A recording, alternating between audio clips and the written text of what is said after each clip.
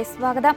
വിശുദ്ധ മദർ തെരേസയുടെ പേരും missionaries of charity സഭയുടെ ഔദ്യോഗിക അടയാളങ്ങളും അനുമതിയില്ലാതെ ദുരുപയോഗം ചെയ്യുന്നവർക്കെതിരെ കടുത്ത നിയമ നടപടികളുമായി സഭ രംഗത്ത്. മദറിന്റെ പേരും വേഷവും ഉപയോഗിച്ച് വ്യാപകമായി പണപ്പിരിവും സാമ്പത്തിക ലാഭത്തിനായുള്ള പ്രവർത്തനങ്ങളും നടക്കുന്നത് ശ്രദ്ധയിൽപ്പെട്ടതിനെ തുടർന്നാണ് ഈ കർശന നീക്കം. സഭയിലെ സിസ്റ്റർമാർ ധരിക്കുന്ന സവിശേഷമായ നീലക്കരയുള്ള വെള്ളസാരിയുടെ ഡിസൈൻ ഇപ്പോൾ മിഷണറീസ് ഓഫ് ചാരിറ്റിയുടെ പേരിൽ ട്രേഡ് മാർക്ക് ചെയ്തിട്ടുള്ളതിനാൽ ഇത് അനധികൃതമായി നിർമ്മിക്കുന്നതോ ഉപയോഗിക്കുന്നതോ കുറ്റകരമാണ്.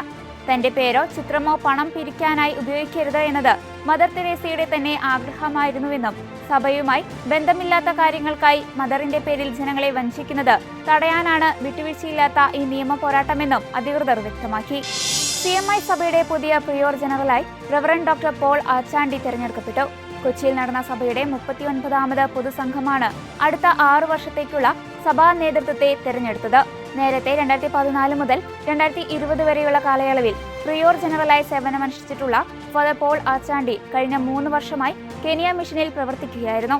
അതേസമയം സഭയുടെ വിവിധ ശുശ്രൂഷ മേഖലകൾക്ക് നേതൃത്വം നൽകാൻ കൗൺസിലർമാരെയും പൊതുസംഘം തെരഞ്ഞെടുത്തു. ഫാദർ ബെന്നി നൽക്കര വികാരി ജനറലും അജപാലന പ്രേക്ഷിതത്വ വിഭാഗം കൗൺസിലറുമായി തെരഞ്ഞെടുക്കപ്പെട്ടു.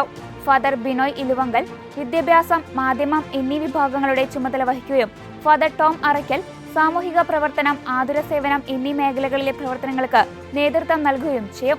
ഫാദർ ജോസഫ് പൊന്മാണി സഭയുടെ ധനകാര്യ വിഭാഗം കൗൺസിലറായി പ്രവർത്തിക്കും. അതോടൊപ്പം ഫാദർ ഷിജോ ആറ്റുപുറം സഭയുടെ ജനറൽ ഓഡിറ്ററായി തെരഞ്ഞെടുക്കപ്പെട്ടു.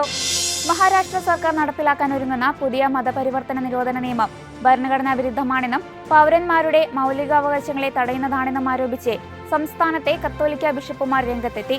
മഹാരാഷ്ട്ര മതസ്വാതന്ത്ര്യ നിയമം 2026 വ്യക്തി സ്വാതന്ത്ര്യത്തിന് മേലുള്ള കടന്നുകയറ്റമാണെന്ന് ബിഷപ്പുമാരുടെ കൗൺസിൽ പ്രസ്താവനയിൽ അറിയിച്ചു.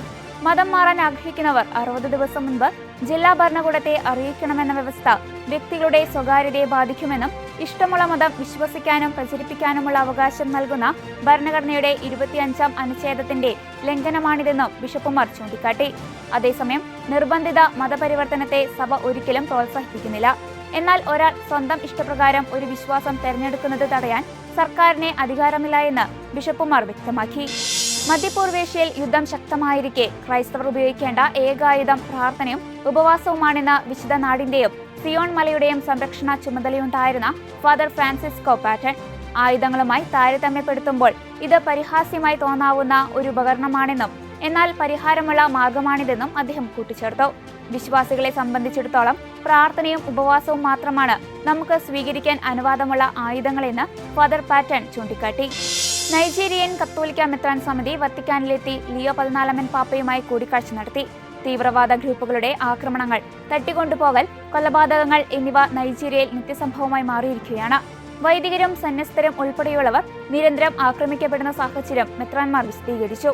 രാജ്യത്തെ ജനങ്ങൾ അനുഭവിക്കുന്ന ദുരിതങ്ങൾ അതീവ ഗുരുതരമാണെന്നും അടിയന്തര ഇടപെടൽ ആവശ്യമാണെന്നും മെത്രാൻമാർ പാപ്പയെ അറിയിച്ചു. അത്ലിമിന സന്ദർശനത്തിന്റെ ഭാഗമായാണ് നൈജീരിയയിലെ മെത്രാൻമാർ വത്തിക്കാനിലെത്തിയത്. ഇതോടെ ചർച്ച് അപ്ഡേറ്റ്സ് പൂർണ്ണമാകുന്നു. നന്ദി.